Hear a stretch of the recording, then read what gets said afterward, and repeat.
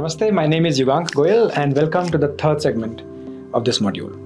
So far, we've just seen how widespread the doubt was, how many people, both inside and outside India, they were certain that the country would fall apart. But it did not. It just simply did not. It held together. It didn't break into 5 or 6 pieces, it didn't fall into military rule, and it didn't certainly collapse under its social division, even though many expected it to.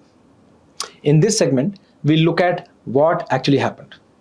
So let's begin. You see, India's survival as a unified democratic nation wasn't just unexpected. It was, by every known theory of political science, rather impossible. And yet, here we are. 18 general elections, dozens of peaceful transfers of power, over 400 state legislative elections across 28 states, thousands of municipal elections, panchayati elections that are held regularly in cities, towns and villages. A country more diverse than European Union and still one republic. And therefore the question, why did India survive, is an important one. Or maybe a better question is, why did it fall apart like everyone said it would? Statistically speaking, in fact, India should have failed. If you look at some of the numbers, it's in the 1990s, political scientists like Adam Przeworski and Fernando Limongi, they crunched data on which countries become and stay democratic. So they did this number analysis on predicting democracy. And they found a strong correlation. Wealthier countries were more likely to sustain democracy. This statistical analysis even had a threshold. If a country's per capita income was below $6,000 purchasing power parity terms, then its democracy was fragile. Below 1,000, failure was likely. In 1950, India's per capita income was about $300. In fact, many scholars, they recognize that India was one of the poorest countries to attempt universal adult suffrage from the very beginning. And that's not just a footnote, it's revolutionary if you look at it. Almost no one expected it to work. Even Przeworski later called India a deviant case, something that didn't fit the model.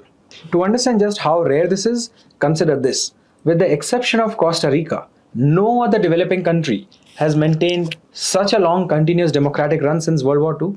And even Costa Rica is hardly comparable. It's like much smaller country, far higher income. In 2019, Costa Rica's GDP per capita was around $12,000. India's was just about 2,000. But here's what surprised everyone. Indians didn't just tolerate elections. They actually embraced them.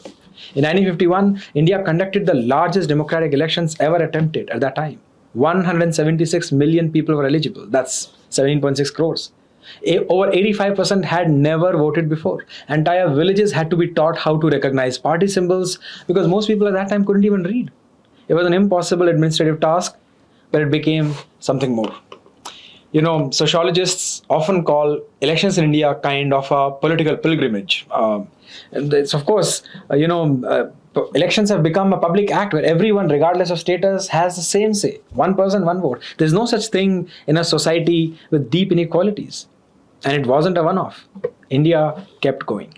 Year after year, municipal after municipal elections, constituencies after constituencies. Every 5 years, rain or war, famine or festivals, votes were cast. Governments changed, but the system endured.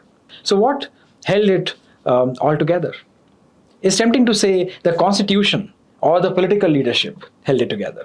And yes, of course, both mattered, but that's not the whole story. What's more interesting is this, that India had a cultural grammar, perhaps, for democracy long before it became a republic. I mean, think about it. This is a civilization that built entire philosophical traditions on debate.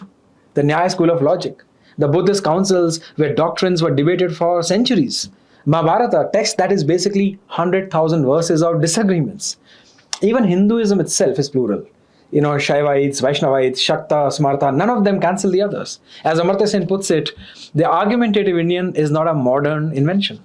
Of course, it goes back a long time. I think this is a powerful food for thought. Namaste.